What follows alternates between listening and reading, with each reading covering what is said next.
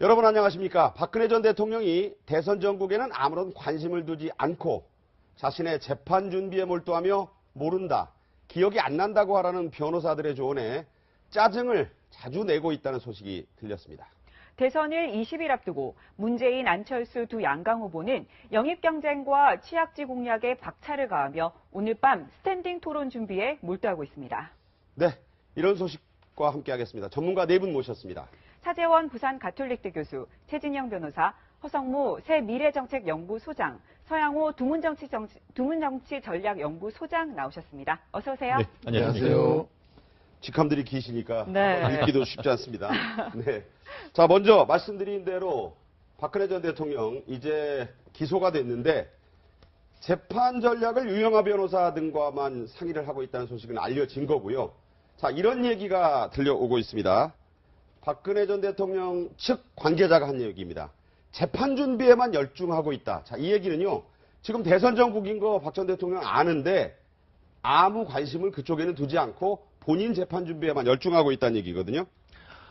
그럴 수밖에 없지 않겠습니까? 지금 뭐 한마디로 발등에 떨어진 불, 지금 재판에 넘겨졌고 아마 한두 주 내로 이제 재판 변론 준비 절차가 있을 텐데 기록만 해도 12만 쪽이 아니겠습니까? 네. 아마 그 밥 먹는 시간 이외에는 그 기록 보는 것만 해도 이 재판 준비 절차까지 본인 기록 보는 게 시간이 없을 겁니다. 그러다 보니까 좌고우면할 거 없이 일단 살고 보자라고 할 수밖에 없습니다. 그렇기 때문에 본인으로서도 이제 지금까지 있는 기록을 다 변호인한테 기록을 복사해달라라고 해서 아마 독방에서 기록을 하늘처럼 쌓아놓고 하나하나 지금 읽어갈 것 같은데요.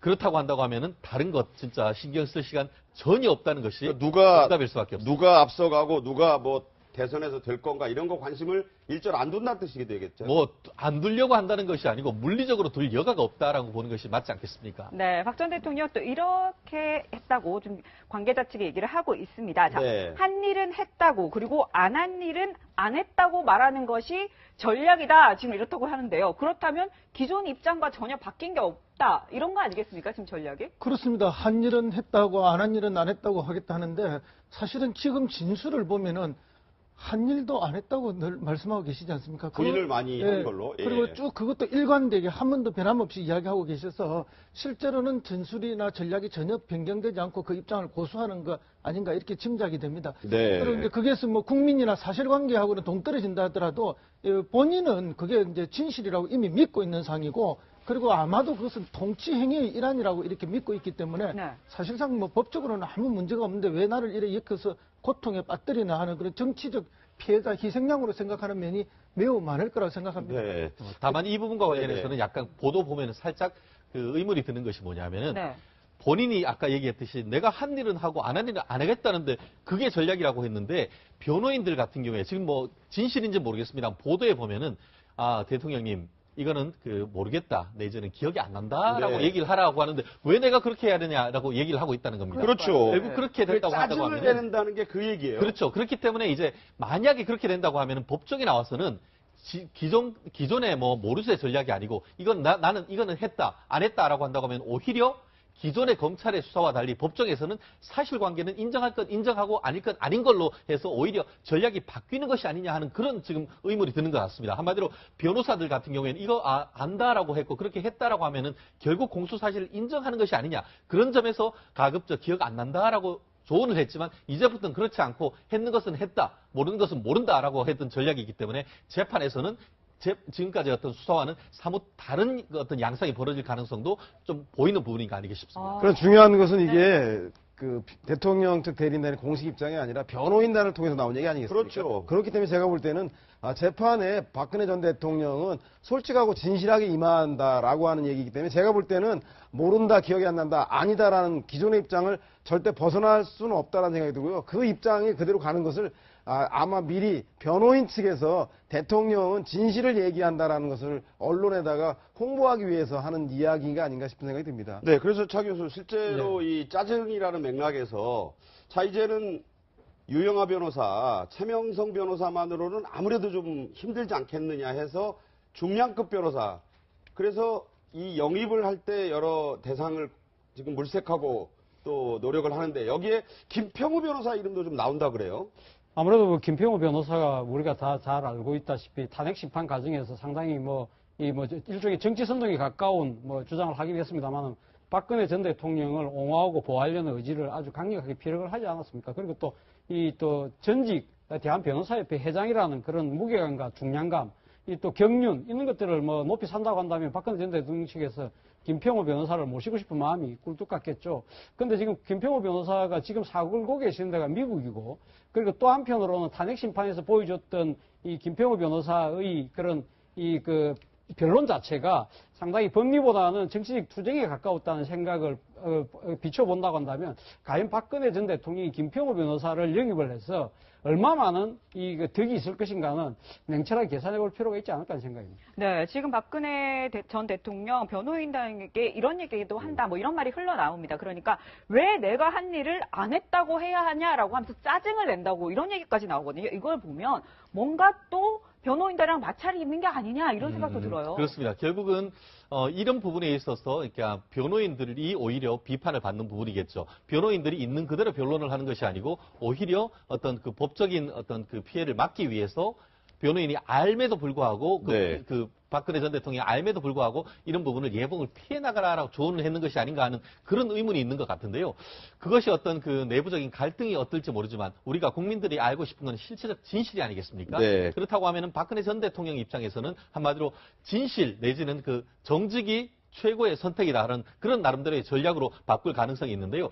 추가적으로 변호사가 어떻게 선임되는지 그런 부분 어떻게 보면은 좀 더 믿을 만한 부분이 있다고 한다고 하면은 박근혜 전 대통령과의 어떤 그런 조율을 통해서 법정에서는 기존과 약간 다른 전략이 나올 가능성도 비치는 부분이 아닌가 싶습니다. 아니 근데 박 전 대통령이 이렇게 역정을 내고 뭐 변호사 권유에 역정을 내고 그러면 어떤 변호사든 이 사건을 막기가 좀 쉽지 않겠다 이런 생각도 들어요. 그렇습니다. 변호사하고 의뢰인 사이에 소통이 잘 될 때, 그리고 변호사가 의뢰인의 이야기를 잘 들어주고 또 의뢰인도 변호사의 그 법적 조언을 잘 들어서 사건을 같이 진행할 때 네. 비로소 성과가 있는데, 지금 이거 유영하 변호사조차도 이런 문제가 생긴다 하면은 지금 박근혜 대통령하고 소통을 제대로 할 수 있는 변호사는 아무도 없다는 이야기가 되는 거죠. 그동안 유영하 변호사만이 유일하게 그동안 소통됐던 제대로 된 변호사다라는 평가가 있었는데, 지금 그러면 이제 이 소송이 어떻게 진행될 것인가, 굉장히 산으로 갈 것인가, 뭐 바다로 갈 것인가 이런 고민이 생기지만, 그럼에도 불구하고 저는 이제 저 변호사님 목인가 약간 다른 것이, 네네. 결국은 박근혜 대통령의 이런 투쟁은 결국은 법정 투쟁 역시 정치 투쟁으로 보겠다.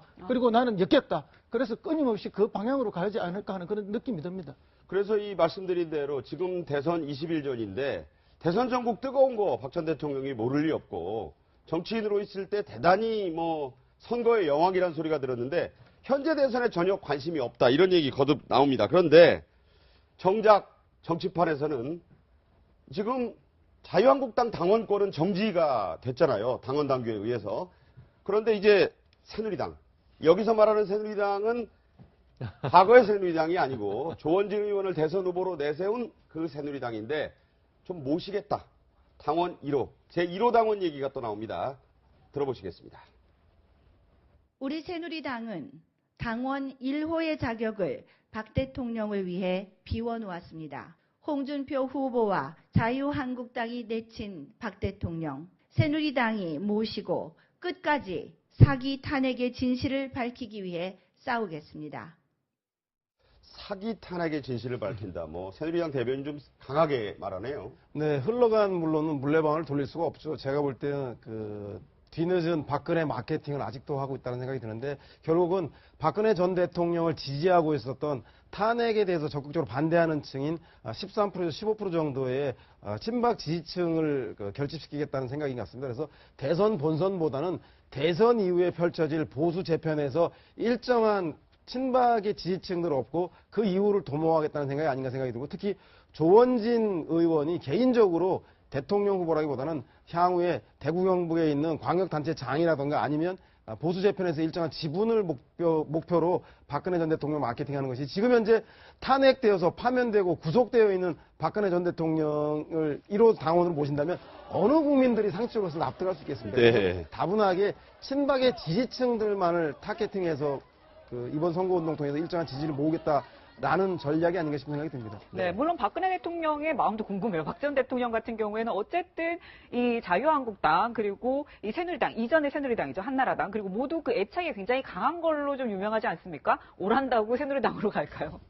박근혜 전 대통령이 사실 과거 새누리당을 만들었던 그 장본인이지 않습니까? 그렇기 때문에 아마 지금 새누리당을 승계한 자유한국당에 대한 애정이 아마 남다를 겁니다. 네. 그러니까 본인은 지금 기소가 되는 바람에 당원권이 정지됐지만 아마 본인의 자의로 해서 떠나고 싶은 마음은 없을 겁니다. 네. 사실 그럴 마음이 있었다고 한다면 지난번 탄핵 국면 사태에서 모든 정치적 책임을 안고 떠났겠죠. 그러나 그것을 떠나지 않은 이유는 결국은 자유한국당이 갖고 있는 원내 의식, 그 세력 자체가 자신의 정치적 반패망이가 될 수 있다는 생각을 갖고 있기 때문에 그런 건데 아마 떠난다고 하더라도 저는 막 이번 대선 결과를 다 지켜보고 난 뒤에 보수가 재편되는 과정까지 다 지켜보고 난 뒤에 결정을 해도 하지 않을까 하는 생각이고요. 사실 뭐 본인이 남아있는다고 하더라도 재판 과정에서 유죄를 받게 된다고 한다면 어차피 당에서 출당할 수밖에 없는 상황이에요. 네. 아마 그런 지경이 된다고 한다면 그때야 정치적 선택을 할지 몰라도 지금 당장으로서 움직일 가능성은 저는 그렇게 높아 보이지 않는다고 봅니다.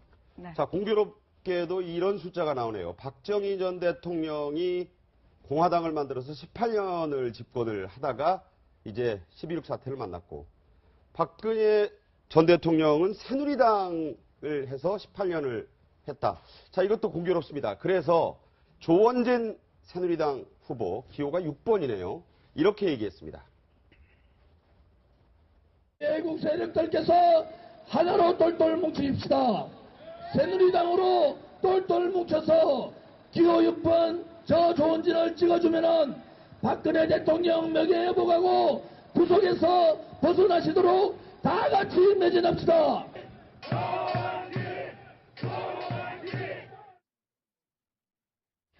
네, 지금 조원진 후보, 새누리당 유선 후보의 유세를 보셨는데 이렇게 얘기합니다. 자기를 찍어주면 박근혜 전 대통령의 명예를 회복하고 구속에서 벗어나도록 할 수 있다. 지금 이렇게 얘기를 하고 있어요. 예, 조원진 의원은 경험을 가지고 있습니다. 과거에 이제 이명박 그룹에서 친박들을 다 그 공천에서 탈락시켜가지고 자기들이 친박 연대로 출마해서 당선이 됐던 사람들이거든요. 그때 그 경험을 가지고 있고, 그때 그럼 박근혜 전 대통령은 소속이 어디냐 하면 친박 연대 소속이 아니었어요. 네. 박근혜 대통령이 여전히 그때도 새누리당 소속이었어요. 그 지금은 이제 뭐 당원 1호로 모시겠다 이렇게 하고 쭉 자, 나오는데, 연단의 제일 왼쪽이 서석구 변호사입니다. 온몸에 태극기를 저 망토처럼, 아예 옷처럼 입었네요. 네. 그렇습니다. 그렇기 때문에 저런 논리, 저런 구호가 어쨌든 TK 보수에게는 먹힐 거라는 확신을 가지고 있고, 또 이 정국이 지나면은 반드시 박근혜 전 대통령의 지지세가 살아날 것이고 보수의 주도 세력으로 등장할 수 있다는 확실한 신념을 가지고 저러고 있기 때문에 저것은 어느 정도 보수 세력에 먹힐 것이다. 그러나 이제 전반적으로 보면은 보수가 지금 새누리당으로 또 자유한국당으로 바른정당으로 세 개로 나누어지지 않습니까? 이거는 전반적인 입장에서 볼 때 무너지는 집은 확실하게 무너지고 추락하는 것은 날개가 없는 그런 과정이 아닌가 봅니다. 자, 조원진 후보, 새누리당 대선 후보죠. 선거 로고송이 참 특이합니다. 곰새말인데 이 곰을 박근혜 전 대통령 부녀에 비유했습니다. 한번 들어보시죠.